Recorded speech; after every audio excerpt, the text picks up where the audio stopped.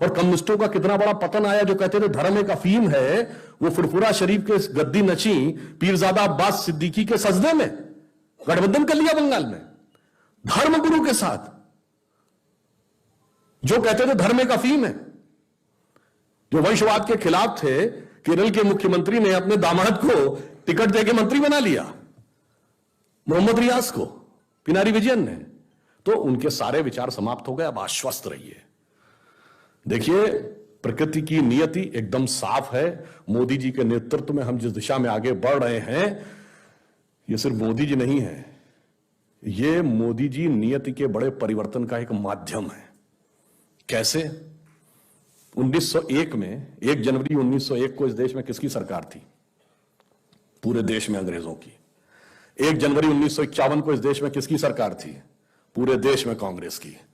1 जनवरी 2001 को जब 21वीं सदी के पहले सूरज की पहली किरण इस धरती पे गिरी, तो किसकी सरकार थी? केंद्र में अटल जी के नेतृत्व में भारतीय जनता पार्टी की, और अगले दशक में मोदी जी के नेतृत्व में स्पष्ट बहुमत की। मतलब बहुत साफ है कि 19वीं सदी अंग्रेज की थी, 20वीं सदी कांग्रेस की थी, और 21वीं सदी भारतीय जनता पार्टी की। और बिल्कुल आप इसको ऐसे समझिए कि हम वो सारे काम कर रहे हैं कि स्वतंत्रता के बाद, जब तक कहते थे ना उगा सूर्य कैसा कहो मुक्ति का ये उजाला करोड़ों घरों में न पहुंचा, मोदी जी ने आने के बाद सबसे पहले क्या किया? बिगेस्ट फाइनेंशियल इंक्लूजन, 42 करोड़ लोगों को जोड़ा। फिर क्या किया? Biggest food grain distribution, biggest vaccination, biggest health care programme.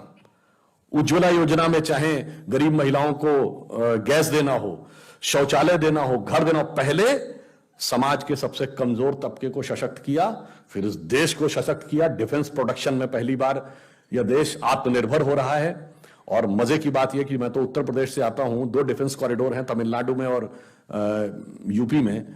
अब ब्रह्मोस मिसाइल, पहली बार intermediate range missile Bharat export करेगा। फिलीपींस पहला देश बना जिसने भारत को ऑर्डर बुक किया है। उसका एक हिस्सा लखनऊ के डिफेंस कॉरिडोर में ही बनेगा। बताइए, यूपी में उससे पहले कट्टे बना करते थे, अब जो है ब्रह्मोस मिसाइल बनेगी। इतना बड़ा परिवर्तन आपको आता हुआ दिखाई पड़ रहा है। ये हमने चाहे जमीन से परिवर्तन हो और चाहे सोच में परिवर्तन हो, कि काशी विश्वनाथ भी उठते हुए दिख रहे हैं, राम मंदिर की पताका भी दिख रही है, और फिर चाहे केदारनाथ में शंकराचार्य जी की मूर्ति हो, या तेलंगाना में रामानुजाचार्य जी की मूर्ति हो, या गुजरात में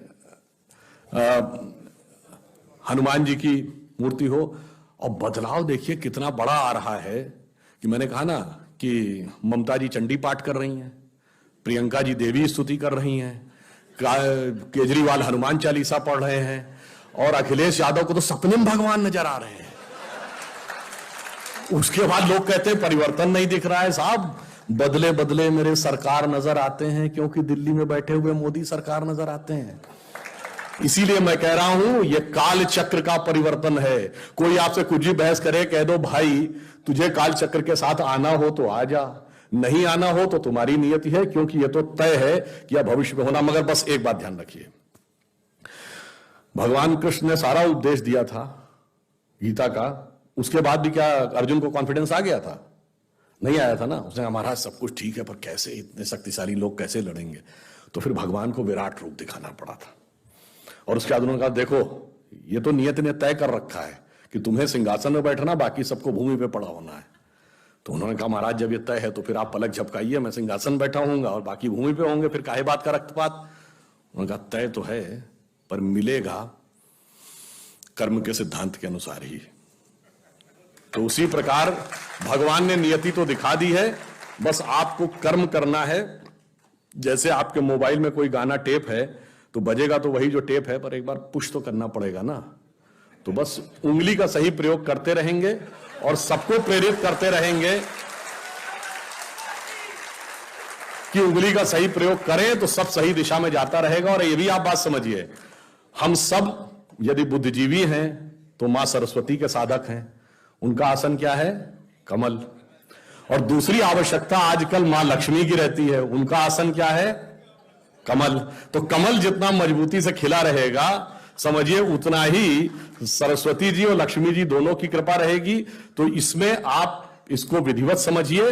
और एक और जो परिवर्तन आया देश में वह भी समझिए कि इससे पहले हमें सॉफ्ट स्टेट माना जाता था। हमें यह माना जाता था कि मतलब दुनिया में कहीं होता है बड़ा ताकतवर छोटे कमजोर को सताता है, यहां छोटा कमजोर हमको सताता था, हम सिर्फ ये कह रहे थे मुझे सताया जा रहा है। अब मोदी जी ने आने के बाद वो खत्म कर दिया और उन्होंने दिखा दिया कि द एरा ऑफ इंडिया जो सॉफ्ट स्टेट इज ओवर। चाहे सर्जिकल स्ट्राइक हो या बालाकोट हो, जो परिवर्तन आया वो इतना बड़ा परिवर्तन आया कि पहली बार पाकिस्तान की नेशनल असेंबली में इमरान खान ने कहा कि जो बालाकोट में इन्होंने किया उससे ज्यादा खौफनाक करना चाह रहे हैं। याद करिए शाह महमूद कुरैशी ने कहा कि आर्मी चीफ, ये पाकिस्तान के नेशनल असेंबली में बोला है कि नए आर्मी चीफ आए और उनके पैर कांप रहे थे, उन्होंने कहा खुदा का वास्ता अभिनंदन को वापस कर दीजिए वरना शाम तक इंडिया अटैक कर देगा। इतना बड़ा परिवर्तन कभी देखा था? ये क्यों हुआ? क्योंकि हमने भगवान के सब रूपों की आराधना की है। वो रूप क्या है? बहुत दिन हम सुने थे, ठुमुक चलत रामचंद्र बाजत पैजनिया, ये हमने सबने बचपन में ये सुना है। हमने वो भी रूप देखा, तो अब जरूरत पड़ने पर तो ये भी रूप दिखेगा कि धमक चलत रामचंद्र हालत लंकनिया। इसलिए सब कुछ तय है, आश्वस्त रहिए। और हमारे पास नियति ने एक ऐसा नेतृत्व भी दे रखा है मोदी जी के रूप में, जिसने यह प्रण लिया है और आप सब उस प्रचारक जीवन में हैं। मैं ये कह के बात समाप्त करता हूं कि भगवान शंकर, आजकल ज्ञान व्यापी का विषय ही चल रहा है, भगवान शंकर ने तो कंठ धारण करके, कंठ में विष धारण करके जगत का कल्याण किया था। और तो शायद उन्हीं का व्यक्तित्व हम सबको प्रेरणा देता है कि मैं मधु से अनभिज्ञ आज भी जीवन भर विषपान किया है। ये संघ की कविता हम सबको याद होगी और लिखी अटल जी ने, और भी प्रासंगिक हो जाती है। और चरितार्थ मोदी जी कर रहे हैं कि मैं मधु से अनभिज्ञ आज भी जीवन भर विषपान किया है, किया नहीं विध्वंस विश्व का आजीवन निर्माण किया है।